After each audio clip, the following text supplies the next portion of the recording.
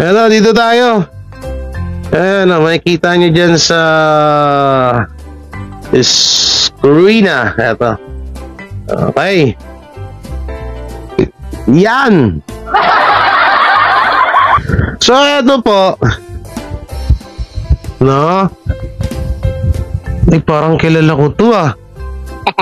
Kilala ko tong vlogger na to ah. So eto, no, makikita nyo dyan sa pinakataas. Lagyan nga natin ng eto, lagyan natin ng ito. Yan. Yan ah. Kitang-kita nyo mga kadabarkads, mga kabiyaya. Ang pangalan niya po ay Teacher Mark Reaction. So may kilala akong vlogger na bumanat sa akin dati ng Teacher Mark Reaction. Tapos ito yung sabi niya. Mamaya aatakihin sa puso si Jose at Wally, di na sila aabot sa ospital. So sino ba si Teacher Mark Reaction? Ay naku po.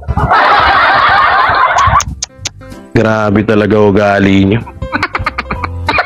Ito po yung vlogger nilang Libayan. Oo, naku.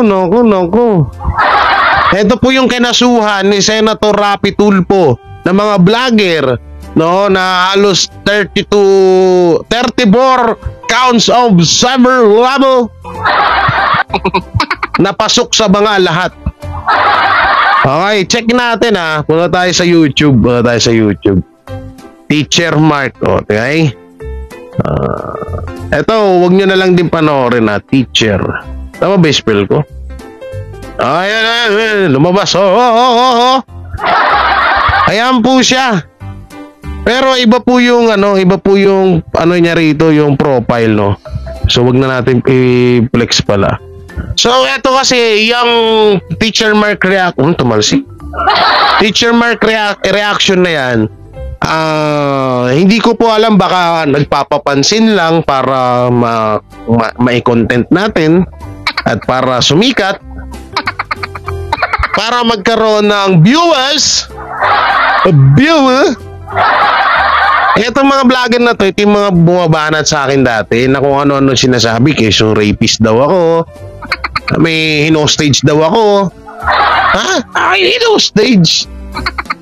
Tapos meron daw yung mga in-scam. Rapist na, nang hostage pa, nang scam pa. 400k daw yun. Ito, hindi ko alam. Hindi ko alam kung saan galing planeta yung issue na yun eh. So, etong mga vlogger na to, kinasuhan to ni Senator Rapi Tulfo dahil sa pangko-content sa kanya, sa kanyang personal na buhay. At hindi ko alam kung kailan to makukulong to mga to. Nag-aabang din ako. Sabi ko nga sa inyo, hindi naman ako yung babawi, no? Hindi ako yung babawi sa tag dito, sa mga taong nanggagago sa akin, kundi yung mga yung ibang tao katulad yan ni Senator Rapi Tulfo, ni Ninong. No, siya yung bumawi para sa akin to. So ang masasabi ko lang diyan, bawing bawi. Oo, yun lang. Sana ganun, kapag ganun, dapat sama kayo sa akin. Punta tayo ng studio ng Itbulaga. Tapos dun yung sabihin na mamaya aatakihin sa puso si Jose Manalo at Wally Bayola. Yung ganun, oo. Punta tayo dun. Tingnan lang natin kung dito pagsasapakin na hayop ka. Tanginan tong mga tong tatapang nyo sa social media. Pagdating sa personal, parang mga basang sisiw kayo. Gago, no? Ang lakas nila manggago, no? Pero mo sasabihin, ano daw? Ano sabi? Yan, no? Mamaya atakihin sa puso si Jose at Wally, di na sila aabot sa ospital. Ha. Ang tanga lang. Pero hanapin ko nga tong Teacher Mark Reacts. Tignan ko baka may iba pang channel eh.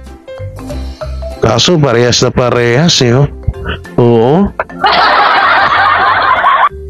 Tingnan natin baka may iba pang channel na ginawa na gano'n. So wala naman na. Oo. Binabanatan niya rin si Banat Bay. Si Banat Bay, si Ballpoint Man. Ang dami niya palang binabanatan pero wala namang views. Kaya